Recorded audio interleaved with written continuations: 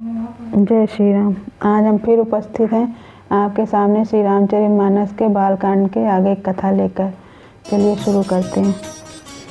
तापस नृप निज सखई निहारी, हरस मिले उठ भयउ सुखारी। मित्र ही कही सब कथा सुनाई, जातु धान बोला सुख पाई।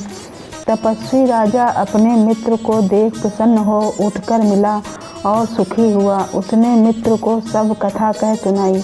तब राक्षस आनंदित होकर बोला, अब साधे रिप सुनहु नरेसा, जो तुम कीन मोर उपदेशा।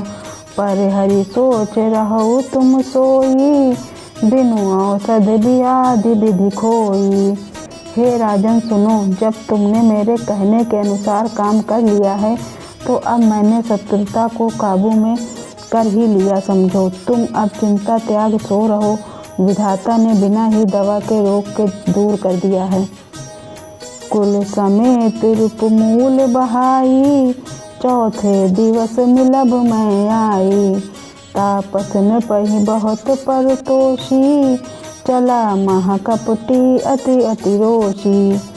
कुल सहित शत्रु को जड़ मूल से उखाड़ कर बहा कर आज से चौथे दिन मैं तुमसे आ मिलूंगा। इस प्रकार तपस्वी राजा को खूब दिलासा देकर वह महामायावी अत्यंत क्रोधी राक्षस चला।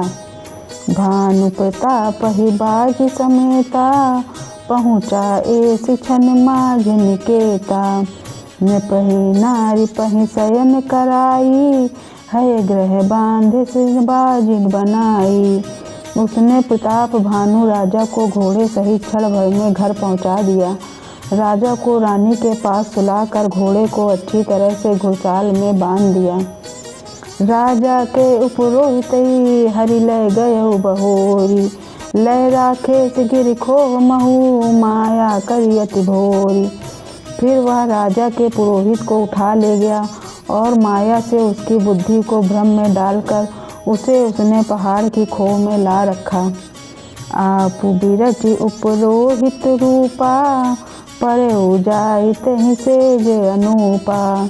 जागे उनप अन भये बिहाना, देखी भवन अति अचरजु माना। वह आप पुरोहित का रूप बनाकर उसकी सुंदर सेज पर जा लेटा।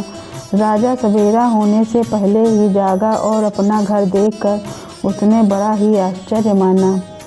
मुनि महिमा मन महु अनुमानी, उठे गवहीं जहि जान न रानी। कानन गयो बाज चढ़ तोई, पुर नर नारी न जाने उकेही। मन में मुनि की महिमा का अनुमान करके वह धीरे से उठा जिसमें रानी न जान पावे। फिर उसी घोड़े पर चढ़कर वन को चला गया। नगर के किसी भी स्त्री पुरुष ने नहीं जाना। गए जाम जुग धूपति आवा, घर घर उत्सव बाज बधावा। उपरोहित तहि देख जब राजा, चकित बिलोक सुमिर सोई काजा। दोपहर बीत जाने पर राजा आया। घर घर उत्सव होने लगे और बधावा बजने लगा। जब राजा ने पुरोहित को देखा तब वह अपने उसी कार्य का स्मरण कर उसे आश्चर्य से देखने लगा। जुग समन पही गए दिन तीनी, कपटी मुनि पद रहे मति लीनी।